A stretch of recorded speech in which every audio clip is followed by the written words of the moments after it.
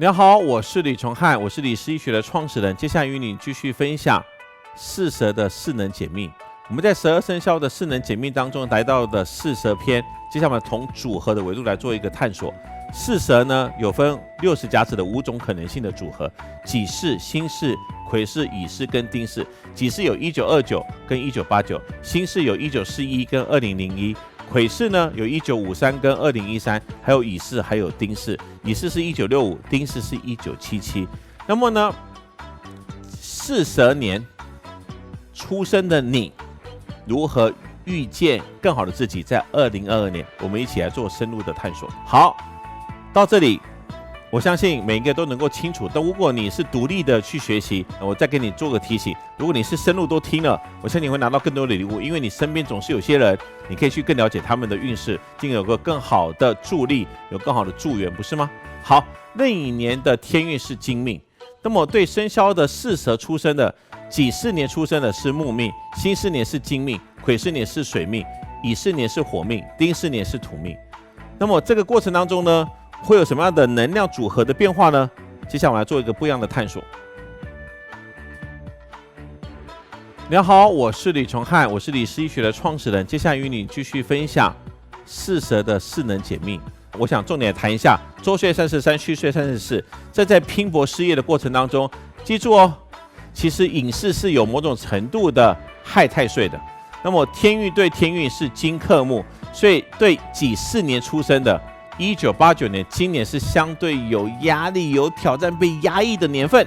那么壬水对己土呢，大水又把这个湿土给冲散掉的能量，巳火跟寅木有一种不一样的相害的能量，所以这个时候啊，有16个字特别重要的，不要沮丧哦。接下来悟懂这16个字，你即将更加的快乐与幸福哦。巧夺天工啊！什么叫巧夺天工呢？想象一下，假设有一个和田玉，上面有几块黑点，可以把它雕成一个西瓜形状的，可不可以？可以啊。假设你是一个雕刻师傅，然后有个和田玉，旁边有一个黄色的黄皮，那么你可以把它雕成什么？像老虎一样的这样的虎皮的感觉。所以这个过程当中啊，要巧夺天工。真正厉害的雕刻师傅，他会依照这块玉的特质来进行巧夺天工，学会借势，学会画卡点为起点，这是特别重要的。所以我鼓励1989年呢有一个不一样的觉察，要学会巧夺天工。再来，水来土掩。什么叫水来土掩呢？即是说做任何事情啊，你要懂得去厚植你的实力。当你变得比问题大的时候，你才能够解决那个问题。所以解决问题的重点不在于用问题的那个层次来解决问题，你要做到比问题大。人生当中只有2种可能性，你要么比问题大，要么比问题小。然而任何时候在任何地点，我们会遇到2种可能性的状况。第一个，正在面对问题，或正准备走入下个问题。举例，你早上起床要吃什么，这是一个问题；你要用什么方式出行，这是一个问题。问题无处不在，然而问题有大有小，所以我们要做到一种重点哦，你要比任何问题都大。所以1989年出生的己巳年，在壬寅年学会这种功课，你比任何问题都大。水来土掩，吃亏是福。什么叫吃亏是福啊？我印象很深刻，影响我很深的是在山西的侨侨大运的精神。晋商啊，是咱们中国10大实业商业帮派之首。那么晋商啊，有一个代表人物叫乔致庸，他有一个吃亏是福的精神。想象一个画面，当时乔致庸在福建武夷山买茶叶，然后包装得很好，卖到俄罗斯的恰克图。俄罗斯恰克图就是在俄罗斯的边际城市。那么行万里之远，他要把茶叶包装得很好。那时候没有空运啊，要水运跟陆运，所以是还有强盗来抢。所以呢，他们要做一个护卫的过程，护送的过程。但是因为包装得太好，护送得太好了，到那里几乎是完整无缺的。然后他怎么包装呢？他是包装成1斤1两，因为怕磕磕碰碰。但是因为包装得太好，护送得太好了，到那边还是1斤1两，但他只收你1斤的钱，所以吃亏是福。在侨侨大运的内运就高挂了3个字，叫学吃亏。所以这个过程当中啊，也就是让整个侨家致富的关键。近30年来，在西方管理学才出现一个叫超越顾客的期待。在我们100年之前，我们老祖宗的智慧就是吃亏是福。所以像很多年轻人啊，天上飞的地上爬的，所以里面有的都吃，就是不吃亏。所以我鼓励你要学会吃亏是福，尤其对1989年己巳年出生在壬寅年的时候，要学会吃亏是福。再来大智若愚，要学会适当的藏，藏是为了更好的显，这个是特别重要的，这是我很深的感触。以前的我在任何层面都喜欢讲，甚至好为人师，后来我就慢慢懂得看情况而定，因为佛度有缘人，天宇虽宽虽大，无法度无根之草啊，无法能够论无根之草。佛法虽宽虽大，无法度无缘之人。所以这个过程当中，学会更好的大智若愚，也就是说，什么时候该藏，什么时候该动，要找到最佳的平衡点。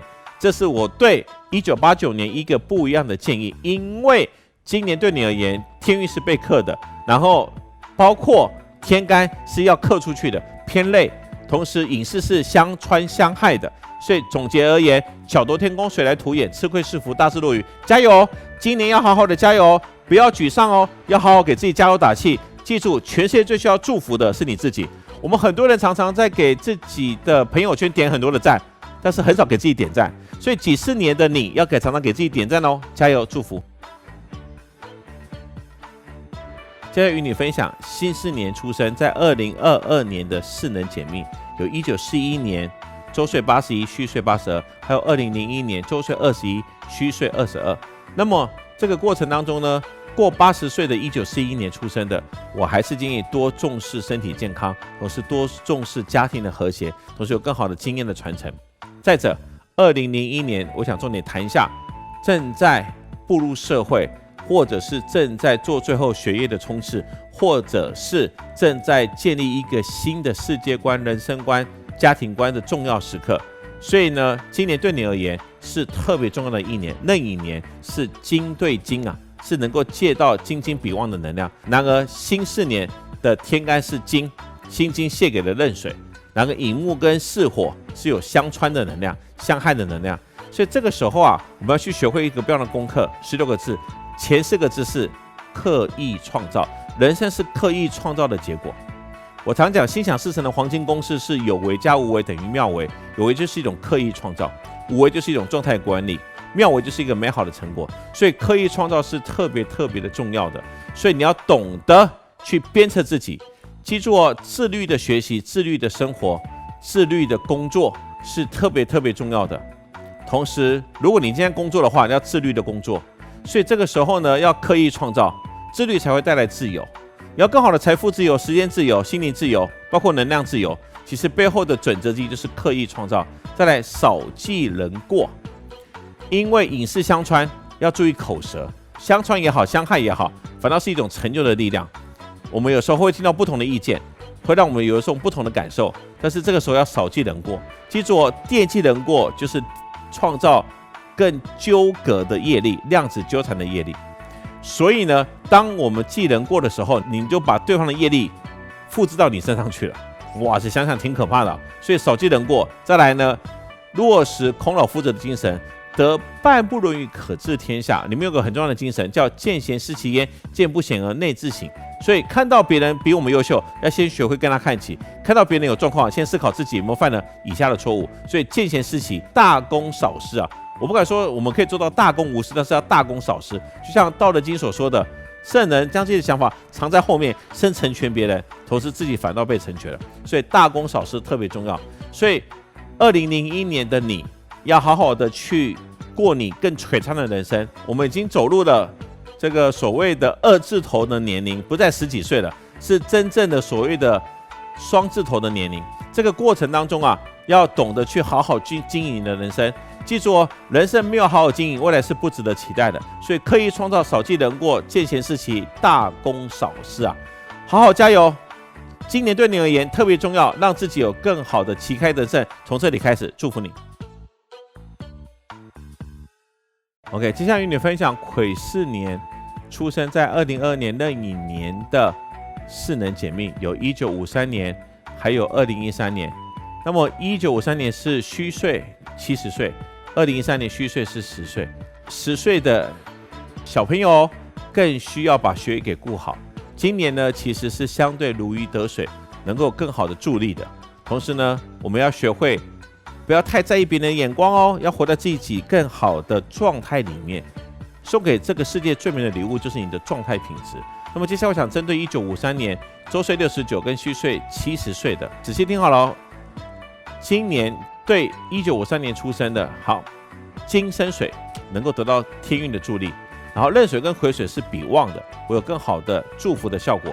然而乙木跟巳火呢，会有一种相刑相害的能量。所以纵观所有的纬度之后的结论，记住幸福为本，保持子心，兼听则明，格物致知。到了我们的70岁这个年纪，尤其到了壬寅年，尤其是针对癸巳年出生的，4个字：幸福为本。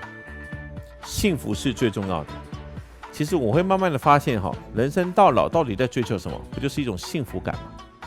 你幸福吗？你真的快乐吗？首先我们要不要去思考一件事情？不管做任何事情，不管遇到任何挑战，或是不同阶段生活体验，我们先做一个最重要的决定：你到底要不要幸福？你到底要不要快乐？先决定好，你到底要不要快乐，到底要不要幸福？如果答案是 yes， 尤其对癸巳年在壬寅年的这样的一个生命阶段，幸福为本，保赤子心啊。孟子有曰：“大人者，不失其赤子之心者矣。”所以要保有赤子之心是特别重要的。包括圣经上说，你需要回转成小孩子样式，否则断不能进天国。包括佛祖讲要有赤子之心，所以保赤子之心是很重要的。这个过程当中有一个很重要的重点，今年对我们而言假设你是1953年的，要学会真正做到回到一个更简单的快乐。现在快乐成本越来越高了，是我们通病是文明社会的通病，快乐成本越来越高了。以前可能一个老冰棍，或是能够吃一顿红烧肉就很开心了，现在可能买一个 LV 的包包，或是买一个奢侈品，一下子就不开心了。所以快乐时间越来越短，然后成本越来越高，所以要回归到一个保赤子之心，保赤子心，包括兼听则明。在整个唐朝的贞观之治非常重要的重点就在于是能够做到8个字：兼听则明，偏听则暗。不要耳根子软，要懂得去多听、多观察、多了解，这是特别重要的。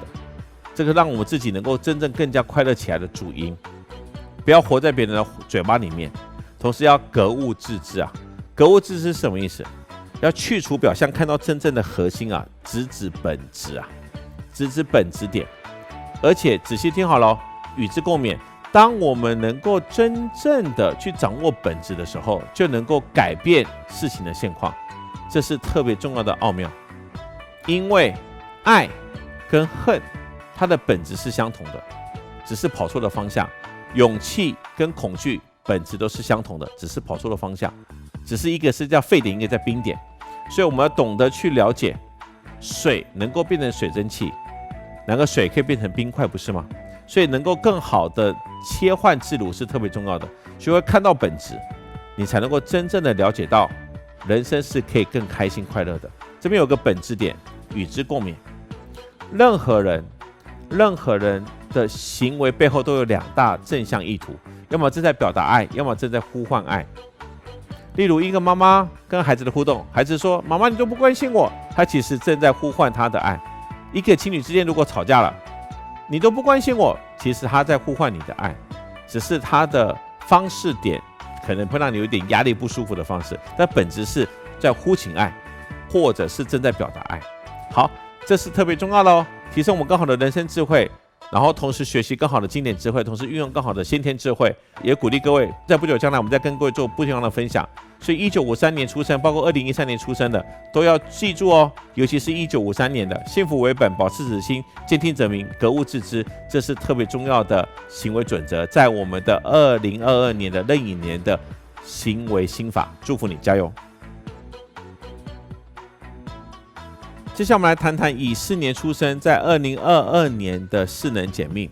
1965年出生，周岁57岁，虚岁58岁，是乙巳年的。那么乙巳年在壬寅年的势能减命呢？第一个纬度天运对天运，火克金，会偏累，要主动出击。但是你还是能够结得到财还是能够拿到更多的财富，但你要懂得去更好的付出。为什么呢？因为天干补上来了，壬水生寅木，能够得到更好的滋养。那乙木跟巳火呢有一点不一样的相形，所以你要记住以退为进，以退为进很重要。你在跟别人沟通的时候，不要急着表达你的想法，要以退为进，让别人先讲，甚至要懂得谦让。举个例子，咱们老祖宗的精神之一就是以退为进。两个人在比武，打赢之后说哦，承让了。两个人同时要离开一个地方，或去到某一个地方，然后要开门。那你开门让别人先走，是让你能够自己能够顺利的走出去，否则容易就卡住啦。那么电梯一打开，里面的人要出来，外面的才能够进去啊。那外面挤得进去，那里面的出来就卡住啦。所以要以退为进。再来要学习经典。乙巳年出生的，在整个壬乙年当中啊，因为呢是整个能量场是有一种被中和掉的现象，例如火克金又水生木，乙木又整个相穿，所以综合评估之后啊，要学习经典。今年对你而言，要懂得去更好的开智慧，更好的开智慧是特别重要的。经典是经得起时间考验的。何谓经典？经啊叫必经之路，第9分经线跟纬线，能被称为典的都能够代表是很重要的内容，才能够变成是流传为经典。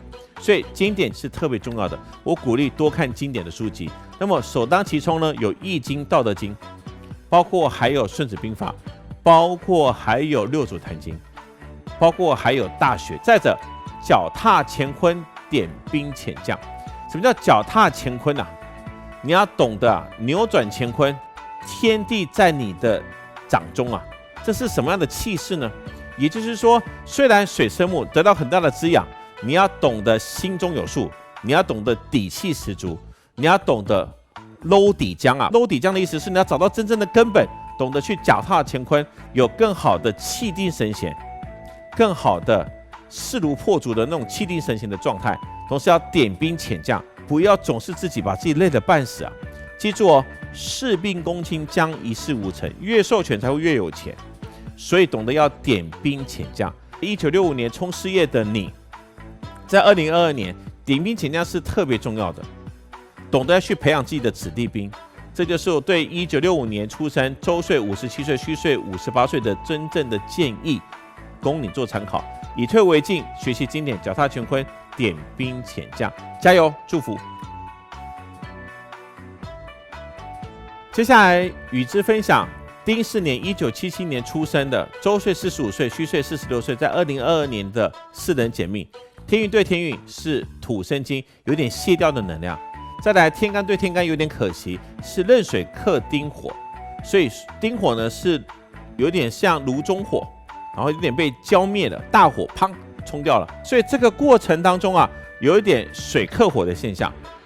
再者寅巳有点相穿相害的能量。这个过程当中呢，丁巳年出生的，恰恰遇到寅年，其实是偏弱的能量。所以一来一往综合的总结啊，破茧而出啊。什么叫破茧而出啊？你一定要熬得过寅年跟卯年。仔细听好了，丁巳年出生的，你要努力熬过寅年跟卯年，你就能够真正遇见更好的自己，更丰盛的自己。所以破茧而出是特别重要的。我们要先懂得某种程度的作茧自缚啊。这作茧自缚是什么意思？不是贬义词，是褒义词哦。例如毛毛虫变成蝴蝶要作茧自缚，铁要变成钢，它经过磨练，也是带引号的作茧自缚。宝石能够耀眼在地球上，它必须经过打磨，也是带引号的某种程度的作茧自缚。所以呢，破茧而出是特别重要的。我们要先懂得不断的在寅年储存你更大的实力、更大的势能。记住3量法则特别重要，做事要有质量，做人要有心量，做大事要有能量。所以要破茧而出，要顶天立地，不要服软，也不要服输，同时要懂得真正的顶天立地，有一种不倒翁的精神，不是墙头草，是不倒翁的精神，顶天立地，同时活出谦君子的精神跟境界，就是谦卦的精神。在88614卦里面，只有一个卦是完全吉利的，就是谦卦，从第1爻到第6爻完全吉利。再来善守妙为，要学善于防守，同时善于4两拨千斤，创造出美妙的成果。所以丁巳年而言，1977年或许正在冲事业，或许正想要丰收的时候，不过在壬寅年相对是有种被打压的能量，但是不要服输，不要服软，一定要腰杆子挺直了，同时顶天立地，破茧而出，同时有更好的谦君子，内心要少掉更多的批判，同时要更多的祝福，从善执念到善护念，同时要懂得善守你的内在的那个心田，一切福田复离方寸，都是要创造出美妙的成果。这个时候供你做参考。我也邀请1977年出生的，要懂得善守庙闱啊，同时保有一种谦逊的状态，因为在整个兵法精神当中啊，骄兵必败啊，所以我们要懂得保持更好的谦逊的状态。记住我讲的重点，丁巳年出生的，再熬2年，即将遇见更好的自己，更丰盛的自己。寅年跟卯年特别重要，祝福你加油。